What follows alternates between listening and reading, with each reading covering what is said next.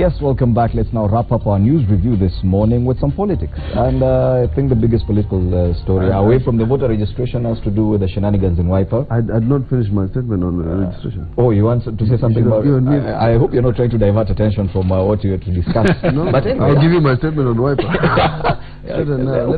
Let me say this. In an ideal country where the young legislators you are here who are not necessarily have their credit because of their tribe, we would be putting more emphasis, as opposed to buying more police cars and buying all these armories for security. We would be seeing a little more effort on things that concern a common citizen in terms of voter registration, by ensuring every Kenyan feels that they belong to this country, by making sure that when you are born, you can get a document, when you are at the age of 18, you can get a document, and therefore you feel as if this country recognizes you as a person, and therefore you would line up to vote. Okay. That to me is what we should look for. Okay.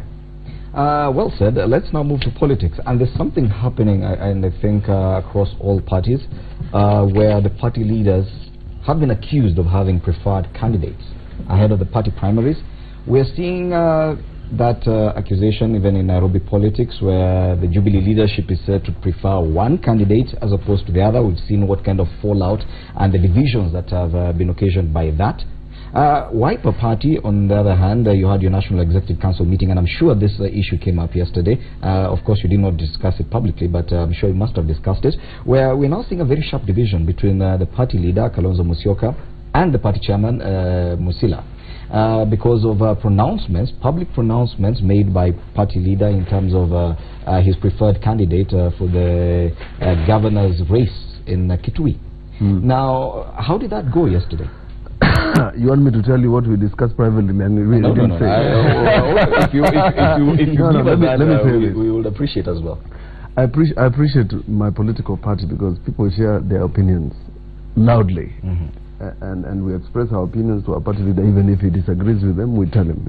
We have that liberty. The point is that they have disagreements in political parties is normal, and everybody, we're going to have more of this. It's going to happen. Wiper party leader versus a chairman? No. I'm talking about party. No. It's a potentially. I mean, Ababu Namwamba disagreed with Raila. I mean, it's nothing unusual. I'm simply saying that this is part of democracy, where people are going to disagree. That I'm going to sit and think that you like Kiari more than you like me. It's going to happen, and it will continue happening, provided there's competition going on. But between the chairman of Wiper, David Musila, and the party leader, those guys are friends.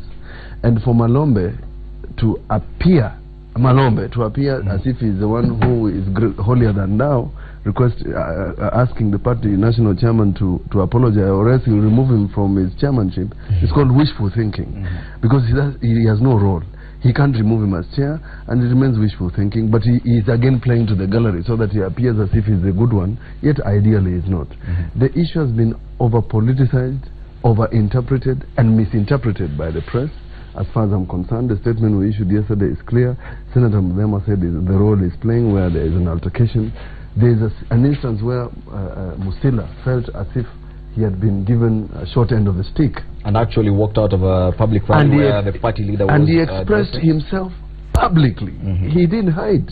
He expressed himself publicly, and I commend him for being as steadfast as he has been. That is the David Musila, the chairman of Wiper. That's the way he is. And he expresses himself. So therefore, what I'm simply saying is that doesn't mean that there's a disagreement. It simply means that when he is unhappy about something, you have not seen him walk out of our NEC meetings, but we disagree even in the NEC meetings. Interesting how politicians refer to and the ones they choose. But this problem can be replicated in all these other political parties. I don't subscribe to the Wiper Party. But I do have interests in Makueni, as Senator will tell you. But, in Boni specifically. But let me tell you, what I see here is a lost opportunity. And I do sympathize with Wiper on these counts. This is a point where it's a really critical point for Wiper Party, especially with all the dynamics within the formation of NASA and they're looking for a flag bearer for CORD or NASA or whatever formation they're going to go with. The opportunity that is lost is the opportunity for Honorable Kalonzo Musyoka to project himself as a national leader and not an Ukambani leader.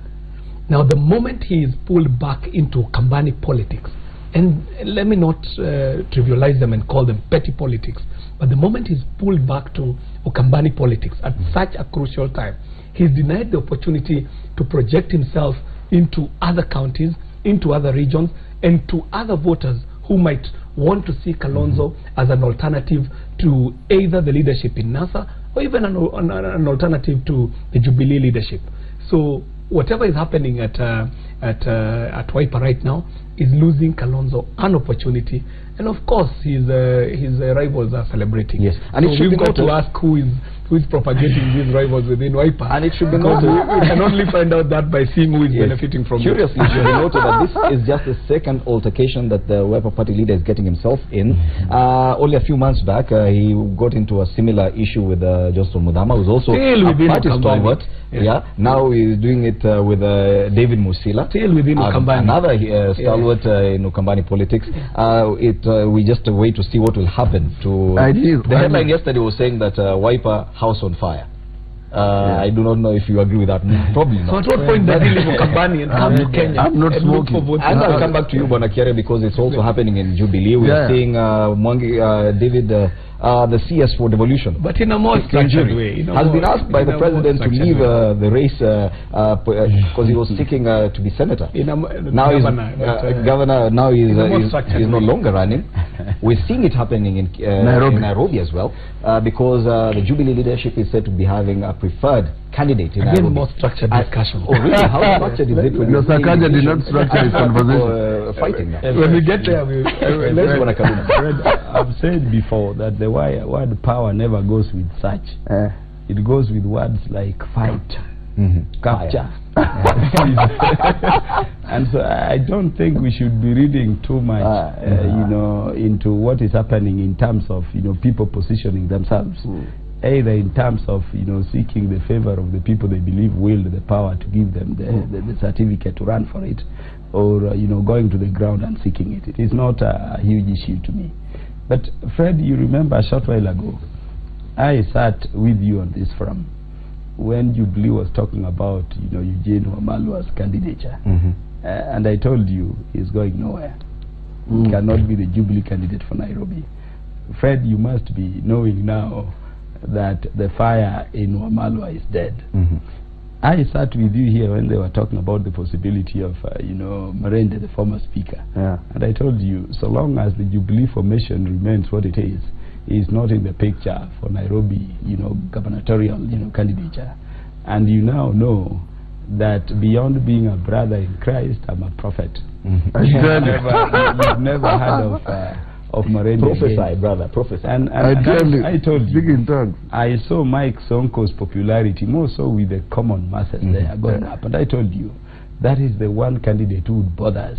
But I also told you here that I know he's wasting time, he cannot be allowed. Fred, you now know that the Central Kenya formation of Jubilee has sat down and they have decided it is Peter Kenneth. My sympathy, my sympathy is not with those other gentlemen I was mentioning, but with Dennis Waweru or Margaret Wanjiru, because it had to rotate there. What am I talking about? There will be this power justs and power fights between people, but people must begin asking where they belong in good time.